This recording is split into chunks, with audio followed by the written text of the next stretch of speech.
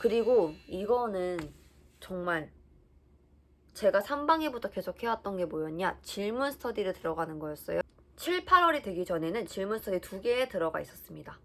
들어가면서 내가 몰랐던 개념이 뭔지, 내가 아는 게 뭔지, 5개념 뭔지 이런 것들을 다지는 걸 했었는데 점점 뭘 느꼈냐면 이 스터디에서는 이 단원이나 이 개념에 대한 질문은 굉장히 효과적인 답안이 오는 반면 여기에 대해서는 굉장히 약하구나라는 게 느껴질 때가 있어요. 왜냐면 구성원이 엄청나게 많지가 않기 때문에 그 구성원이 갖고 있는 장단점이 있잖아요. 그래서 나 다른 스터디 하나 더 들어가야겠다라고 생각을 해서 모의고사 관련된 질문 스터디를 추가로 들어가게 됩니다. 그래서 총 3개의 질문 스터디를 들어갔고 이거는 시험 직전까지도 저는 유지를 했습니다. 했을까? 9월달, 10월달은 어떻게 진행을 했을까라는 궁금증이 있으실 거잖아요. 자, 이때 9월, 11월달은 어떻게 했냐면 저는 양민 대성을 수강했습니다. 왜냐면 제가 조교였기 때문이죠.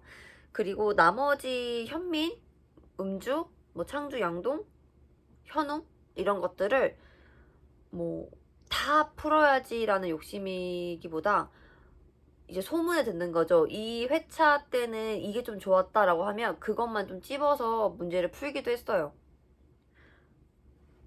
근데 이제 저는 첨삭을 굉장히 중요시 여겼거든요. 왜냐면 제 스스로 5개념이 되게 많다고 생각했었고 나는 답안을 이렇게 썼는데 첨삭지를 받아보면 그 의도와 다르게 채점이 되어 있는 거예요. 그러니까 제가 부족하게 적은 거죠. 그래서 첨삭에 굉장히 집착이 좀 있었어요. 그래서 밴드 스터디로 첨삭하는 걸 만들어야겠다라는 생각을 했거든요. 그래서 현민, 창주, 양동 얘네들은 모의고사 좀 잡고 싶어서 이 각자 하나하나는 밴드 스터디로 첨삭 스터디 운영을 했습니다. 그래서 문제를 몇 시까지 풀자 하고 이 답안지 적은 거를 몇 시까지 캡처해서 올리자. 그리고 몇 시까지 이것에 대한 첨삭을 해서 점수를 내자라는 것을 정해서 그래서 첨삭을 내가 할 때도 내가 오류를 낼 때가 있고 타인이 첨삭 오류를 할 때가 있어요. 그러면 조금 답답할 때도 있거든요.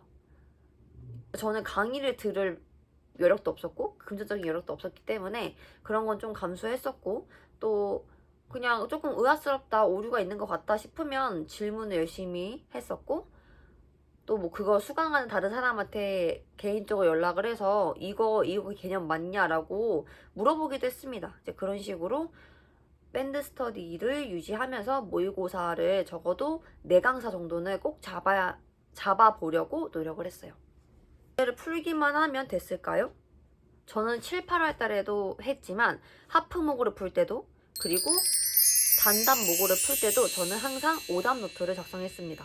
그래서 이 오답 노트는 이런 식으로 이 되게 작죠? A5 이러한 종이를 하나를 사서 저는 이렇게 포스트잇으로 보시면 여기 보면 이제 확통 대성 2회차에 관련된 오답 노트다. 이건 양동 6회차에 관련된 오답 노트다. 얘는 현민 4회차의 오답 노트다. 이런 식으로 이제 범주를 나눠 보았습니다. 뭔가 이렇게 개념만 복수, 대수, 미기 적혀 있는 것들은 모의고사에서 내가 종종 까먹는 어떤 공식들 그리고 좀 와닿지 않는 것들을 조금 이렇게 메모로 적어 놓으려고 했어요. 그래서 이거를 그냥 아예 시험장에 가져가서 봐야지 하는 마음으로 여기에 정리를 했습니다. 이렇게 보면 문제를 이렇게 떼다 붙여놓고 이게 몇 회에 누구 강사 건지 적어놓고 여기서 내가 뭘 잘못했는지 같은 거를 조금 메모로 적어놓고 그 뒷장에다가 저는 풀이 같은 걸 적어놨어요. 근데 풀이도 강사들이 적은 풀이가 엄청 긴데 거기서 내가 모르는 파트 부분, 내가 실수 많이 하는 부분만 떼가지고 적어 놓으려고 노력을 많이 했습니다. 그러니까 가끔 필기 강박증이 생기는 분들도 있어요. 그러면 진짜 여기 처음부터 끝까지 다 채우는데 그러면 시험장에서 효율적으로 볼 수가 없기 때문에 저는 최대한 필요한 것만 적어야지 하는 마음으로 정리를 했어요. 이런 거 보면은 밑줄이 문제가 이렇게 있는데 여기만 그려져 있거든요. 이거는 뭐냐면 내가 여기서 이 문제에서 이 미분값은 구할 수 있었던 거예요. 근데 이 매크로링 급수 풀이 과정 부분에서 내가 실수를 했던 거죠. 그래서 이 부분만 체크를 하고 이 부분만 문제 오답노트 복습을 할 때 딱 이 문제만 그냥 건드렸어요. 괜히 굳이 미분값까지 구하는 노고를 겪지 않고 그렇게 해서 좀 효율적으로 봐야지 하는 욕심이 있었던 것 같습니다. 마찬가지로 미기 문제인데 미기 문제는 진짜 딸린 문제 엄청 많거든요. 뭐 축지공률 구해라, 법공률 구해라 막 이런 것들이 딸린 문제가 거의 한 3, 4개가 되는데 함수 때부터 시작하게 됐어요. 그래서 지금 이 부분은 함수 때 만들었던 오더노트거든요. 그래서 보면은 공책이 똑같죠. 근데 조금 더 뭔가 정돈된 느낌이 있죠. 자, 그럼 여기서도 마찬가지로 비슷해요. 이런 식으로 이 문제가 어떤 문제의 개념인지 적고 여기서 필요한 아이디어, 그러니까 내가 이 아이디어를 보면 바로 답안이 떠오를 것 같아, 풀이 방식이 떠오를 것 같아 하는 정도만 이렇게 적어놨던 것 같아요. 얘 같은 경우도 필요한 어떤 개념 같은 거 좀 이렇게 적어놓고 11월 달 우리 시험 다가올 때까지 반복한다고 했잖아요. 저는 이걸 반복을 하면서 내가 이건 너무 잘 알아 하는 것들은 거침없이 뜯어버렸어요. 그래서 보면 여기 이렇게 되게 점선이 있거든요. 되게 뜯기 좋아요. 그래서 이거 그냥 뜯어서 점점점 양을 줄여갔던 것 같습니다. 다 요만한 사이즈를 좀 좋아하는 것 같아요. 이거는 현웅 선생님께서 좀 예전에 미니북을 만들으셨는데 요번엔 다시 이제 커진 것 같아요. 아마 작년부터 커졌던 것 같은데 그 미니 핸드북일 때 또 이런 식으로 개념이 굉장히 작게 적혀 있었거든요. 그러면 여기서 내가 잘 모르는 개념만 현관펜으로 색칠을 해놓고 또 그 개념에 적용되는 대표 문제들 같은 것도 여기에 이제 예시하면서 그때 당시에 미니북에 있었거든요.